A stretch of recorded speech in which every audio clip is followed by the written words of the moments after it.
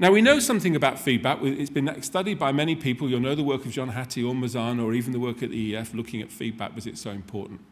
And there are 3 domains of feedback that I just want to quickly touch on because I only want to speak for a few minutes. The first is the capacity in great feedback that you're able to feed forward. You set very clear learning goals for children. You know that great feedback requires you to be very clear about the learning challenge, the scheme of work, the plan. It's well pitched, it's well designed, it's at the right level of stretch and challenge. And of course, the learning sets do that for you. They give you the chance to work through questions from early, if you like, in maths, early sort of calculation, all the way through to problem solving and reasoning. They take you on a journey. And feedback great feedback is built on the capacity to design learning that is in that frame. So it's aligned to what we know about the great evidence there. It's also very important that feedback, as you know, is about building from the known to the unknown. And the learning sets, again, allow you to give children the chance to have success in the early questions as they then move to the more problem-solving and the challenging questions going through. Again, that's aligned very strongly to the evidence.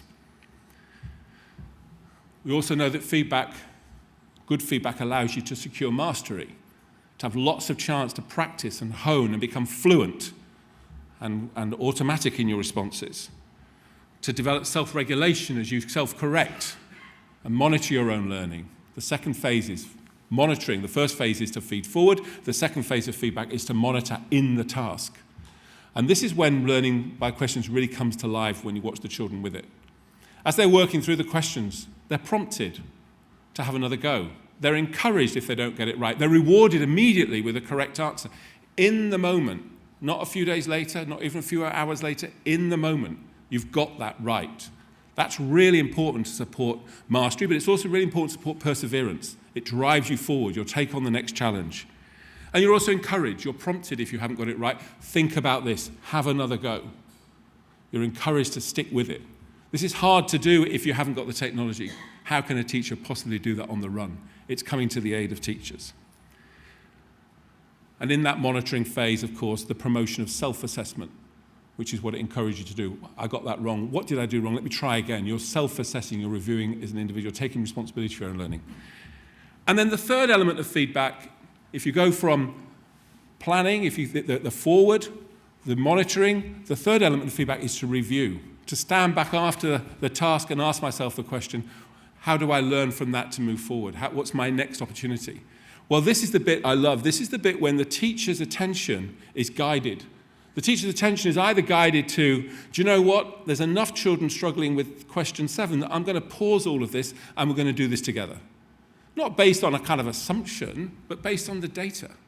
That we now need to pause and look at this together as a group or as a class. Or that the teacher immediately moves to go directly to the child in the moment as the data shows them that they need support right there and then, either to confirm behavior or to ask them to think again and support them. That monitoring is very precise and guides the teacher in a very clear way. And then finally, I think for me, that it allows you to be really clear in the longitudinal work that Tony talked about what the future learning will be. You can see the task ahead. You can take responsibility to keep going for yourself. So teachers are guided to spend their time based on real-time information, offering opportunities to assess and teach in the moment before, and this is critical about why the immediacy is so important, before misconceptions become embedded and fixed. And we know that a lot of teaching is not about teaching new stuff. It's about unraveling misconceptions which have become embedded. And how do you stop that? You intervene immediately to prevent the misconception becoming embedded, and it gives you that opportunity. So it gives you it gives you opportunities to teach in a certain way, and I'm very excited about that. It gives you the chance to free the burden, to take some of the responsibility, to allow the teacher to have more time with the child and the individual children, to have the lesson, the questions already prepared that you can supplement and choose from. And also, of course, quickly, at the end of the lesson, the marking is done, if you like. You haven't got to take that home and go through that laboriously when it can be done much more quickly and immediately.